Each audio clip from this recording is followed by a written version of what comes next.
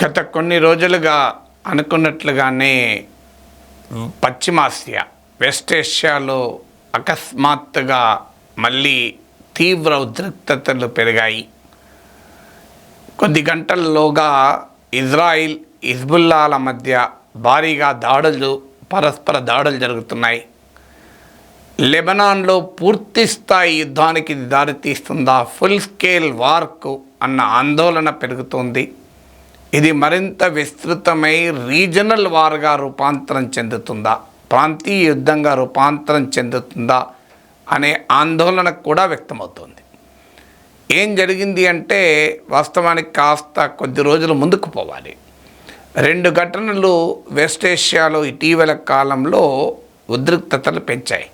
Of course అంతకన్నా ముందుకు పోవాలంటే హమస్ ఇజ్రాయిల్ పైన దాడి జరపడం, ఆ దాడిలో 1200 మంది ఇజ్రాయిలీలు మరణించడం, ఆ తర్వాత గాజాపై జరుగుతున్న భయంకర యుద్ధం ఇజ్రాయిల్ చేస్తున్నది, 40,000 మందికి పైగా చనిపోవడం. ఈ ఘర్షణ జరుగుతున్న సమయంలోనే ఇజ్రాయిల్కు మద్దతుగా అమెరికా నిలిచింది. హమస్కు మద్దతుగా ఇరాన్, అలాగే లెబనాన్లోని హిజ్బుల్లా, యమన్లోని హూతీ తిరుగుబాటుదారులు వీరు కూడా మద్దతుగా ఉండడం. ఈ జరుగుతున్న సమయంలో అకస్మాత్తుగా 2 పరిణామాలు జరిగాయి. ఒకటి, లెబనాన్లోని సౌత్ లెబనాన్లో హిజ్బుల్లాకు ప్రధాన స్థావరంగా ఉన్న ప్రాంతంలో హిజ్బుల్లా టాప్ కమాండర్ అయినటువంటి ఫుఆద్ షుక్ర్ ఇజ్రాయిల్ దాడిలో మరణించాడు. చాలా టార్గెటెడ్ కిల్లింగ్ అంటారు. స్పెసిఫిక్గా లక్ష్యం చేసుకొని హిజ్బుల్లా కమాండర్ను ఇజ్రాయిల్ చంపేసింది. దీంతో ప్రతీకారం తీర్చుకుంటామని ఆ రోజే హిజ్బుల్లా ప్రకటించింది. గత కొన్ని వారాలుగా వాస్తవానికి హమస్ ఇజ్రాయిల్ల మధ్య యుద్ధం మొదలైనప్పటి నుంచి నార్థన్ బార్డర్లో ఇజ్రాయిల్కు హిజ్బుల్లాకు మధ్య పరస్పర దాడులు జరుగుతూనే ఉన్నాయి. వేలాది మంది ఆ సరిహద్దు ప్రాంతంలో నిరాశ్రయులు కూడా అయ్యారు. దాంతోపాటు ఇరాన్లో హమస్ పొలిటికల్ చీఫ్ అయిన ఇస్మాయిల్ హనియేను అంతం చేశారు. ఇది ఇజ్రాయిల్ పని అని ఇరాన్ ఆరోపిస్తోంది. సో ఈ 2 పరిణామాలు ఇటీవల ఉద్రిక్తతలు పెంచింది. ఇక అంతకుముందు సిరియాలోని ఇరాన్ రాయబార కార్యాలయంపై జరిగిన దాడిలో ఇరాన్ జనరల్స్ మరణించడం, అది ఇజ్రాయిల్ పని అని ఇరాన్ ఆరోపించడం, దానికి ప్రతీకారంగా ఇరాన్ ఇజ్రాయిల్పై దాడి చేయడం, ఇజ్రాయిల్ కూడా ఇరాన్ అణుస్థావరాలున్న నగరం పైన దాడి చేయడం, ఇవన్నీ జరిగాయి.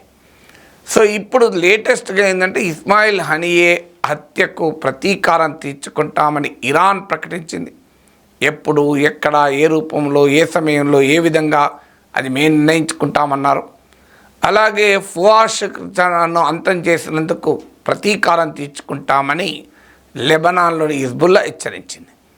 ఇప్పుడు తాజాగా హిజ్బుల్లా దాడులకు ఉపక్రమించబోతోంది అని మేము గుర్తించాం, అందుకొరకు ఆత్మరక్షణ కోరుతాం, ఇన్ సెల్ఫ్ డిఫెన్స్ మేము ముందస్తుగా వందలాది ఇజ్రాయిల్ ఫైటర్ జెట్లు వెళ్ళి వేలాది రాకెట్ లాంచర్లను సౌత్ లెబనాన్లోని హిజ్బుల్లా రాకెట్ లాంచర్స్ ఇజ్రాయిల్పై ప్రయోగించటానికి రెడీగా పెట్టిన వాటిని ధ్వంసం చేస్తామని ఇజ్రాయిల్ ప్రకటించింది. దీంతో హిజ్బుల్లా కూడా మేము 300 రాకెట్లను ప్రయోగించాం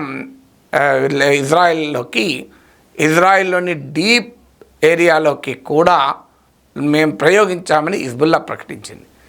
ఆల్రెడీ ఇజ్రాయిల్లో 48 గంటల ఎమర్జెన్సీని ఇజ్రాయిల్ ప్రభుత్వం ప్రకటించింది. నేను ఈ వీడియో చేసే సమయానికి ఉదయం 9:30 ప్రాంతం ఇండియన్ టైం, ఆ ప్రాంతంలో Israel prime minister Netanyahu emergency war cabinet meeting పెట్టారు.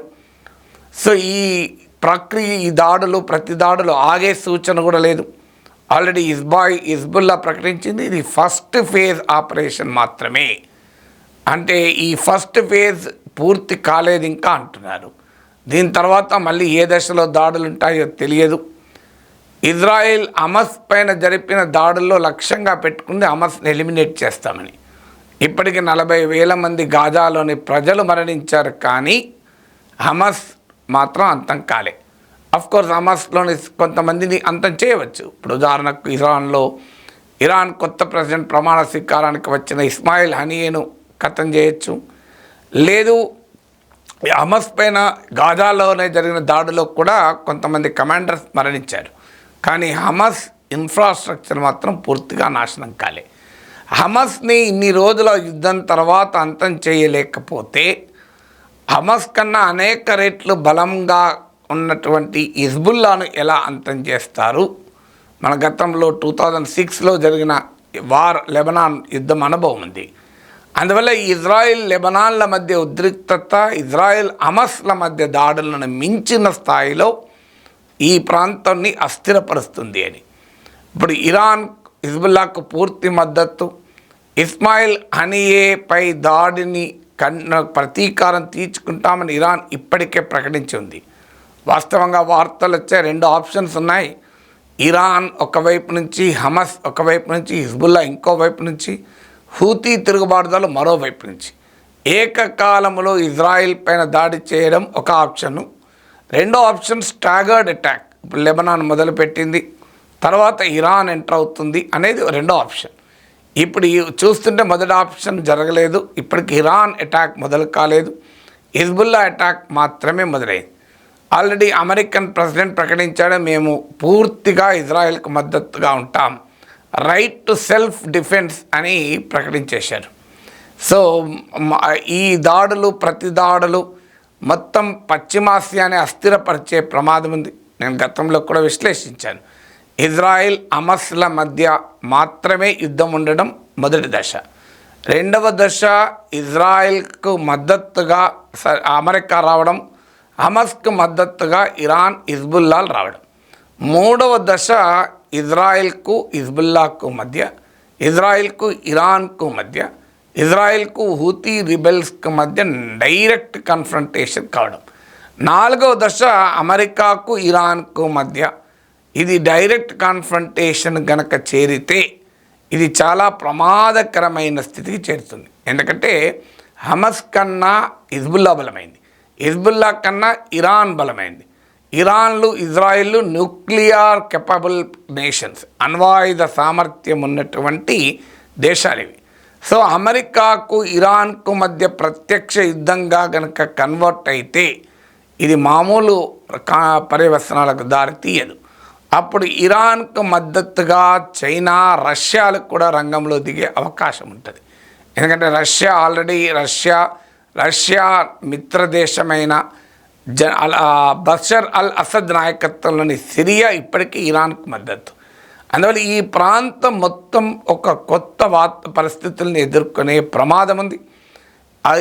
ఒక్కసారి ఇజ్రాయెల్ అరబ్ దేశాలన్నింటిపైన దాడులు చేస్తే, ఈ ఇస్లామిక్ నేషన్స్ అన్నింటినీ టార్గెట్ చేస్తే, Lebanon, Yemen, Iran, Syria, Gaza ఇవన్నీ చేస్తే ఇప్పటిదాకా ఇజ్రాయెల్తో ప్రత్యక్షంగానో పరోక్షంగానో సంబంధాలు కలిగి ఉన్న అమెరికా మిత్రదేశాలైన Saudi Arabia, United Arab Emirates, Jordan, Egypt, ఈ దేశాల్లో కూడా పాపులర్ సెంటిమెంట్ రగిలే ప్రమాదం ఉంది. అంటే ప్రభుత్వాధినేతలు ఇక్కడేం డెమోక్రటిక్ రూలర్స్ ఉండరు, వీళ్ళంతా నియంతలు, రాజులు. సో వాళ్ళు అమెరికాకో ఇజ్రాయెల్కో ఎవరికైనా అనుకూలంగా ఉండొచ్చు, కానీ ప్రజలు తమ తోటి ప్రజలకు అనుకూలంగా ఉండే అవకాశం ఉంది. అది అప్పుడు అరబ్ స్ట్రీట్ అంటారు. అరబ్ దేశాల్లో గనక వీధుల్లో ప్రజా నిరసన మొదలైతే ఆ ప్రభుత్వాలు కూడా రియాక్ట్ కావాల్సి ఉంటుంది. ఇప్పుడు ఉదాహరణకు ఇజ్రాయెల్ హమాస్ల మధ్య యుద్ధం జరిగాక Israel Saudi Arabia normalization talks advance స్టేజ్కి వచ్చి ఉన్నాయి. వాస్తవంగా హమాస్ ఇజ్రాయెల్పై దాడి చేయడానికి అది కూడా ఒక కారణమని, పాలస్తీనా సమస్యను పక్కన పెట్టి సౌదీ అరేబియా, ఇజ్రాయిల్ సంబంధాలు కుదుర్చుకోవడం తమకు నష్టమని భావించి హమాస్ అటాక్ చేశాయని.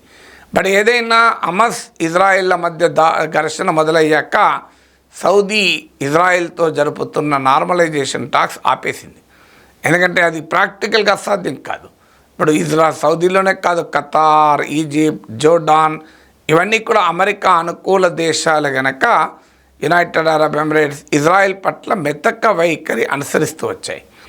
ఇప్పుడు ఇంకొకసారి వీధుల్లో ప్రజల సెంటిమెంట్ పెరిగాక అవి కూడా మెతక వైఖరి అనుసరించడం కష్టమవుతుంది. అందుకే ఇజ్రాయెల్తో జరుపుతున్న normalization talks Saudi Arabia suspend చేసుకోవాల్సి వచ్చింది. కారణం హమాస్ పైన ఇజ్రాయెల్ యుద్ధం చేయడం మొదలయ్యాక పాపులర్ సెంటిమెంట్ను గుర్తించి ఆ నిర్ణయం తీసుకున్నారు. దీని ఇంటర్నేషనల్ కాన్సిక్వెన్స్ ఉంటాయి. ఇప్పటికే హమాస్ పైన దాడికి నిరసనగా హూతీ తిరుగుబాటుదారులు రెడ్ సీలో మర్కంటైల్ షిప్స్ పైన టార్గెట్ చేస్తూ మొదలుపెట్టారు. వాణిజ్య నౌకలపైన అది ఇజ్రాయెల్ నౌకలతో మొదలయ్యాయి, అమెరికా నౌకలు వీటితో కూడా దాడులు మొదలయ్యాయి. దాంతో ఇంటర్నేషనల్ కామర్స్ అంతర్జాతీయ వాణిజ్యం ఇబ్బందుల్లో పడింది. అలాగే ఆయిల్ సప్లైస్ కూడా ఇబ్బందుల్లో పడేటువంటి అవకాశం ఉంది.